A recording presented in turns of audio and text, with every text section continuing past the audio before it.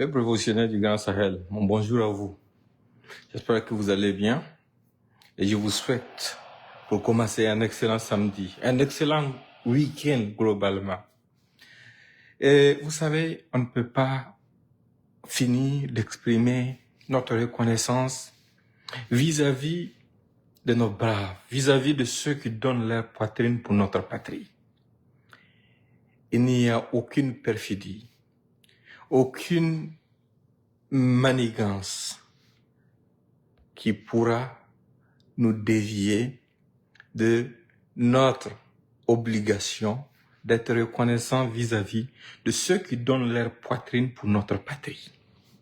Il y a des gens qui essaient de vous distraire jour et nuit. Au tout départ, ils vous font croire que ce n'est pas l'armée leur cible, ce n'est pas le Burkina leur cible, c'est le président Traoré leur cible. Mais si c'est le président Traoré votre cible, ça vous coûte quoi de féliciter notre noble armée quand elle engrange des victoires? Ça vous coûte quoi quand vous voyez un digne fils du pays donner sa poitrine pour que d'autres civils puissent survivre? Ça vous coûte quoi de dire votre reconnaissance à cette personne? De dire à sa famille, courage, votre proche n'est pas mort pour rien. Il a donné sa poitrine pour la patrie. Nous sommes fiers de lui. Ça vous coûte quoi d'exprimer votre fierté de Burkinabé quand vous voyez clairement des gens qui ont laissé leur famille chez eux venir tout risquer sur le terrain pour protéger d'autres vies? Ils ne peuvent pas le faire. Et ce sont ces mêmes personnes qui systématiquement vous demandent de croire en tout ce que les terroristes disent. Mais la contradiction est une seconde nature chez ces gens. Ils n'ont aucune morale, ils n'ont aucune conscience, ils n'ont aucune intelligence. Et c'est pour cette raison qu'ils se dédisent quotidiennement sans s'en rendre compte. Ça frise le ridicule. Mais nous n'avons pas le temps pour eux. Nous nous exprimons, nous nous adressons aux patriotes, ceux qui aiment ce drapeau, ceux qui aiment ce pays, ceux qui ont foi en cette patrie, ceux qui ont foi en un avenir meilleur pour nos enfants, ceux qui sont convaincus que la seule issue pour nous, c'est de soutenir de façon ferme et non négociable les efforts de nos forces combattantes, de saluer la patience des familles, de ceux qui partent se donner au front, de saluer le courage, la bravoure de la veuve qui continue d'élever les orphelins. Des orphelins devenus orphelins parce que leurs parents ont accepté d'aller donner leur vie pour cette patrie. Parce que nous n'avons pas quelque chose de plus cher. Nous n'avons pas quelque chose de plus important que ce drapeau. Aujourd'hui, nous faisons face à une horde de barbares. Une horde de barbares qui, sans aucune distinction, tuent civils comme combattants, dès qu'ils ont l'occasion.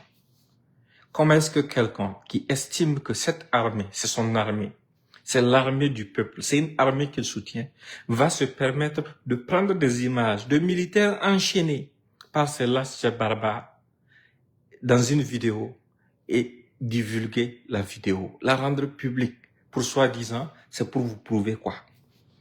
Quand ton propre frère, est-ce que toi, quand c'est ton propre frère qui est enchaîné, tu vas prendre son image, mettre sur les réseaux sociaux? Est-ce que quand ton parent ou ton proche parent tombe au front, même si tu reçois l'image, est-ce que tu vas la prendre pour la divulguer sur les réseaux sociaux pour dire que c'est pour prouver aux gens que tu as perdu quelqu'un? C'est de la lâcheté, c'est de la perfidie, c'est de la trahison. Ces gens n'ont aucun amour pour cette patrie.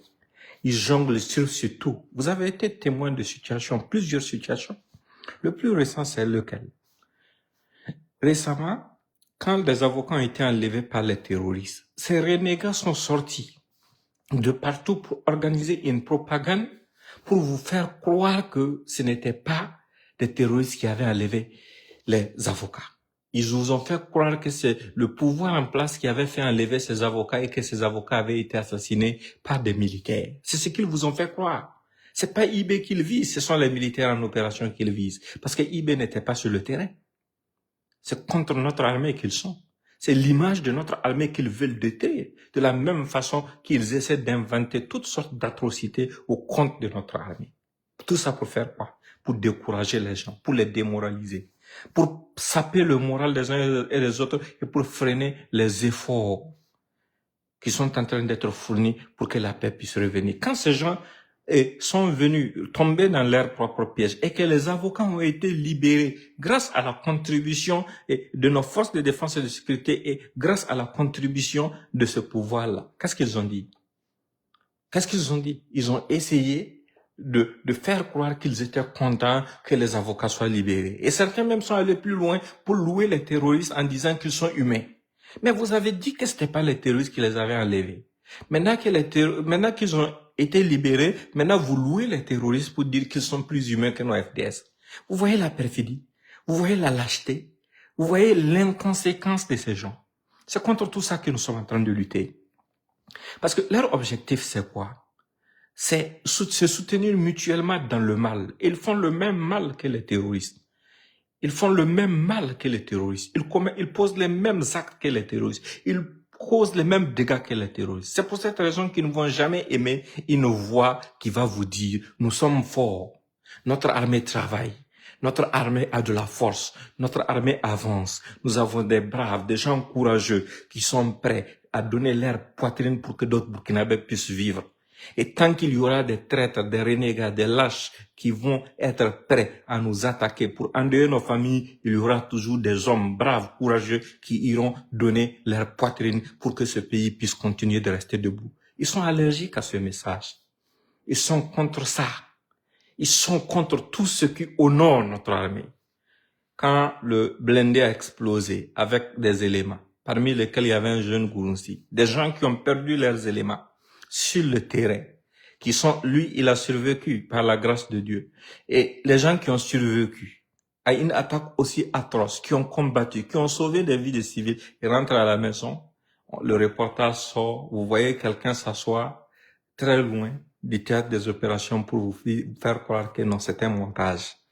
Qu'est-ce que ça produit comme effet dans sa chair? Qu'est-ce que ça produit comme effet dans la chair de tous ceux qui ont participé à l'opération, qui étaient sur le terrain, qui ont vécu ça? Quel impact ça aura sur les familles des uns et des autres? En fait, ça ramène à ce que je vous ai dit depuis longtemps. Ces gens, ils n'aiment nos soldats que morts. Quand nos soldats font une opération réussie et qu'ils reviennent vivants, ils vont toujours trouver quelque chose à mettre sur leur dos. Soit ils vont les accuser d'avoir massacré des civils sur la route, soit ils vont les accuser d'autres choses. Ils vont tout faire pour ridiculiser les différentes opérations militaires qui sont menées pour le bien de notre pays. Mais quand, par malheur, nous perdons des hommes, ils se convertissent automatiquement en partisans de nos familles, de nos soldats. Ils trouvent des mots pour essayer de nous divertir.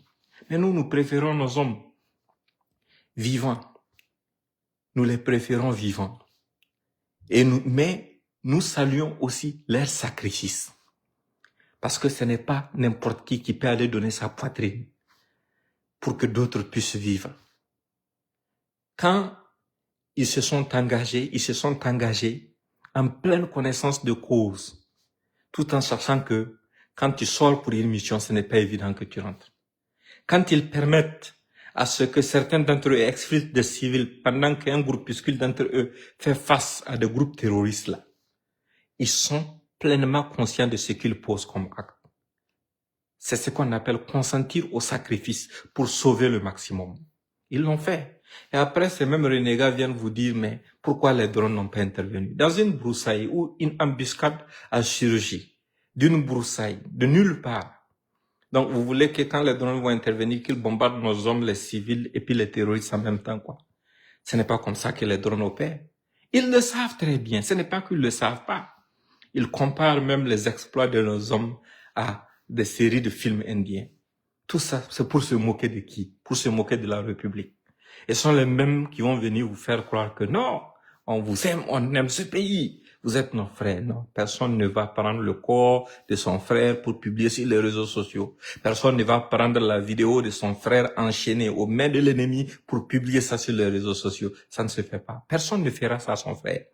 Est-ce que quand tu es dans ta concession et qu'un intrus, un voleur débarque chez vous, il vient, il frappe ton papa pendant que toi tu étais là assis en train d'observer, il repart. Est-ce que tu vas sortir pour dire à tous les quartiers qu'on est venu frapper mon papa à la maison? Quel type d'enfant fera ça? Il faut que ce soit forcément un enfant maudit. Donc, nous faisons face à la même situation. Quand vous regardez les gens qu'ils détestent, les gens que ces gens détestent, le message que nous autres nous véhiculons, c'est le message qu'ils détestent en fait. C'est parce que nous refusons de continuer avec eux dans le dénigrement de nos forces combattantes. Nous refusons de remettre en question le courage et la bravoure de nos forces combattantes. Nous refusons de croire ou bien de faire croire aux gens que quelque chose peut vaincre cette patrie.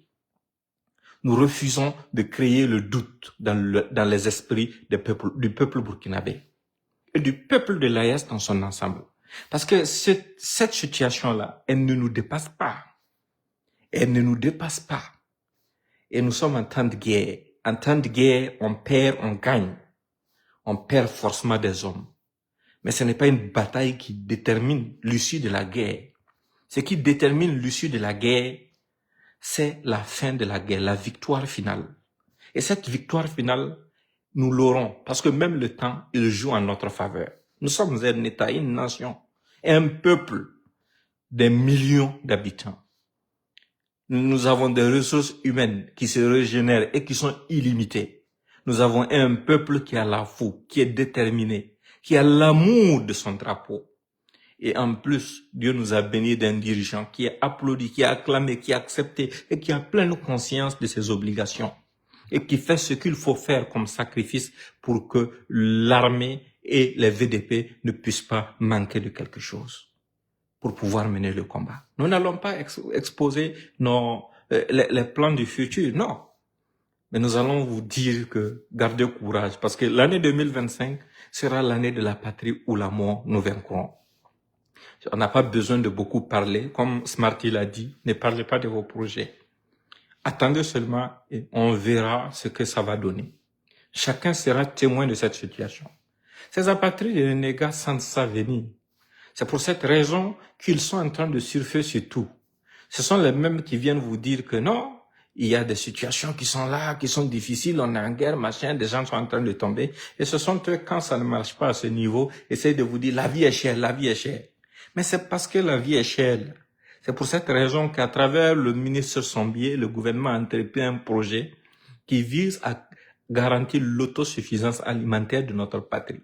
C'est une politique qui prend du temps pour être implémentée, mais c'est en bonne voie. Les résultats sont là. Les résultats commencent à se voir. Mais si tu vas parler de la vie est chère, là, ça veut dire que tu penses même pas à ceux qui n'ont plus de vie, qui ont perdu leur vie, qui ont sacrifié leur vie pour que tu puisses continuer de vivre dans cette vie chère même. Si tu penses que la vie est chère, que va penser la veuve et l'orphelin de celui qui est allé donner sa poitrine juste par amour pour la patrie et qui n'a même plus de vie, qu'on a enterré avec ses projets, ses ambitions? Que vont penser les familles de toutes ces personnes-là? Qu'est-ce qu'ils diront? C'est parce que tu vis que tu penses que la vie est chère. Et ils veulent surfer sur ça. Et nous avons dépassé ce niveau. Le peuple burkinabé a dépassé ces stades. Le peuple burkinabé est un peuple mature, un peuple réfléchi. Nous savons que nous faisons face à une crise existentielle qui demande des efforts et des sacrifices. Ces gens ont essayé de s'en prendre aux contributions à l'effort de guerre, tout en disant que ça n'allait pas nous aider à faire quoi que ce soit. Combien d'armes, combien de drones, combien de véhicules militaires cette contribution à l'effort de guerre nous a aidé à acheter? Énormément. Et quand par malheur nos hommes tombent dans des embuscades et que les hommes, comme ce qui s'est passé sur la route de Bungu, priorisent la vie des civils plus que le matériel et que les terroristes viennent prendre du matériel déjà en panne pour photographier ou filmer, ces gens se lèvent pour dire que notre État est le premier fournisseur des terroristes en armes. Mais quand les terroristes ont commencé leur acte terroriste, quand ils viennent attaquer nos hommes là, c'est avec des bâtons qu'ils venaient. Est-ce que c'est de nos casernes que ces armes sont sorties? Tout ça, c'est une fuite en avant pour ne pas attirer notre attention sur les véritables sources de financement et d'armement de ce groupe de délinquants et de bandits. Mais nous sommes un peuple mature, qui sait ce qu'il veut, rempli d'intellectuels, rempli de gens déterminés, des gens décidés à faire ce qu'il faut faire pour que notre patrie puisse atteindre son objectif. La restauration de la paix, le développement et le bien-être de chaque citoyen de notre patrie.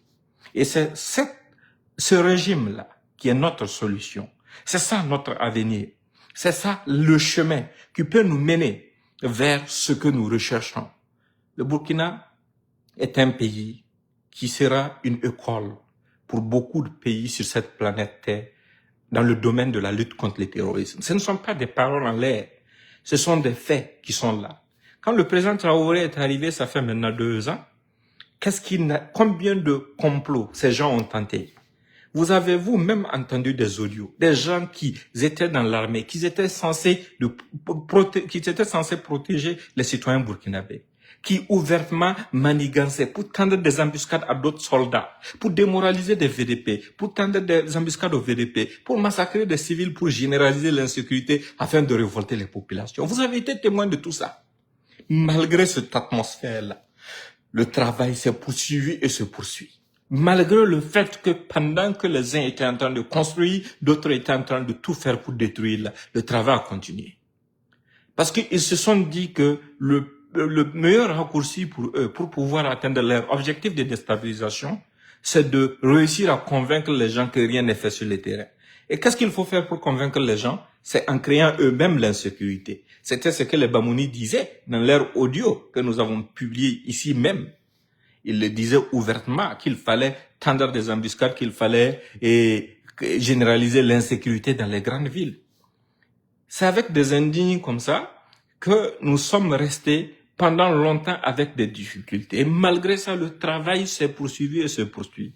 Et ce sont ces genres de personnes que des renégats présentent comme si c'était des prisonniers politiques, comme si c'était des enfants de cœur, comme si c'était des gens qui ont été arrêtés sans raison. Ce sont des gens qui ont comploté ouvertement pour massacrer des Burkinabés. Et à chaque fois quand un officier refuse de rentrer dans la dynamique de la déstabilisation, il devient automatiquement un ennemi de porte-parole de ces renégats, de ces terroristes-là. C'est dans cette perspective qu'ils s'en prennent au chef d'état-major particulier du président et à bien d'autres militaires. Pourquoi? À cause de leur dignité, à cause de leur choix de ne pas brader leur dignité pour d'autres intérêts.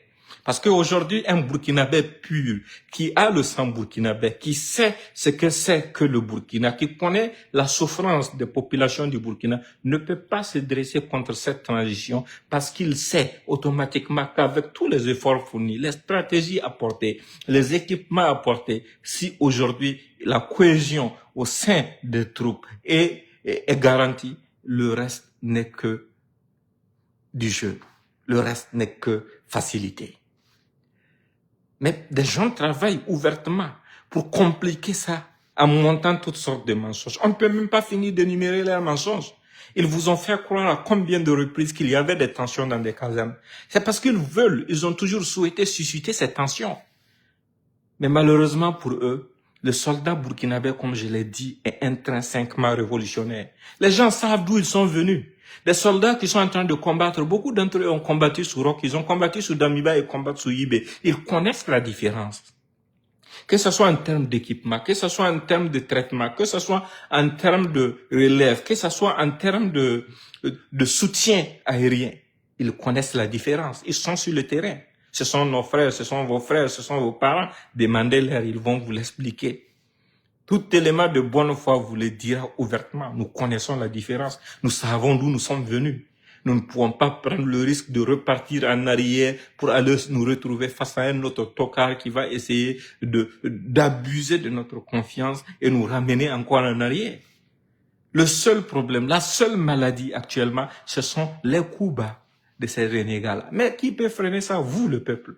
Vous devrez vous réveiller, sortir de votre sommeil, sortir de votre léthargie et ne pas vous laisser distraire par aucun beau discours.